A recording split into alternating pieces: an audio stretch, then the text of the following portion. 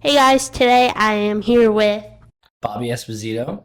and he was a ref for the Paralympics sled hockey. And today I'm going to ask you some questions. How do you prepare for a big game?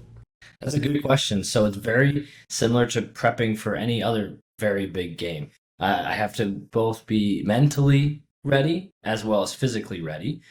So going into it in the morning, I like to kind of wake up, go through my normal routine of breakfast, coffee, maybe go to the gym for a light workout just to get the legs moving a little bit. I'll stretch a little bit. And then from that point on, I'll relax a little bit. I'll head to the rink where I then meet with my guys.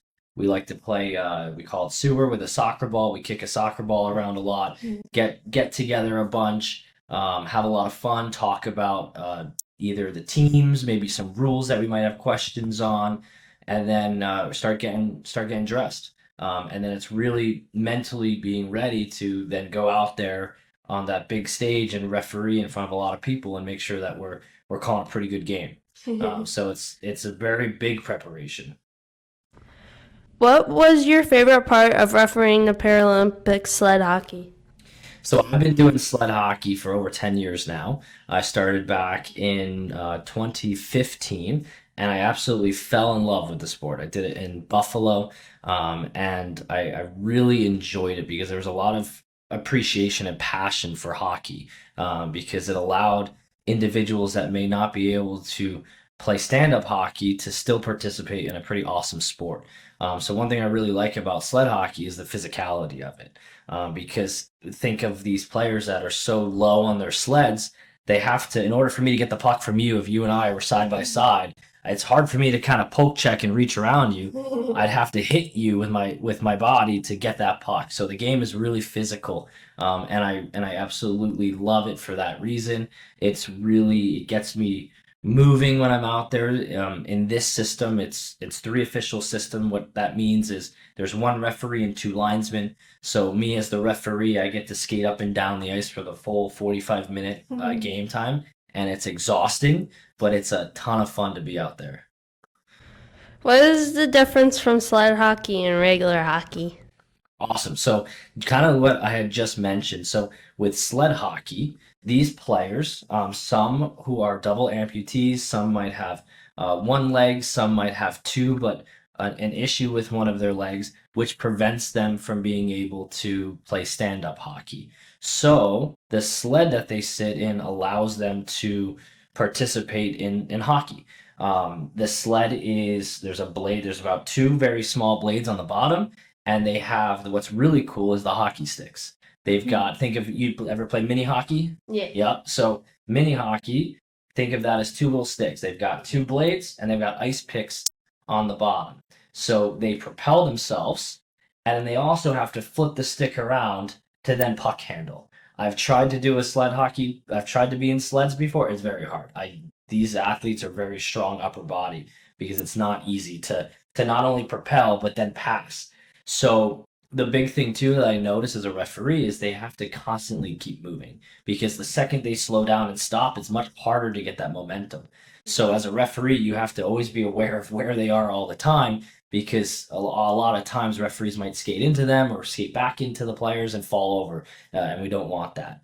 But like I had mentioned before, it's a much, I would say, almost more physical because you have to play the body. But at the end of the day, it's hockey. It's get the puck to the other side of the ice and score a goal. And same rules, same offsides, same penalties. There are a couple different penalties that we're used to compared to stand-up hockey. The big one is as teeing. What that means is you can't use your sled to hit another player. That's no good. You have to use your shoulder just like every other hockey. So it's very very similar. The base of the sport is the same, but at the same time is a little bit different, and it's a ton of fun.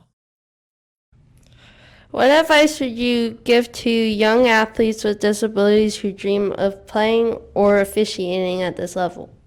So I would say reach out to any type of local organizer, find it on social media, and just because maybe you don't know hockey or any other sport doesn't mean you can't pick it up and play.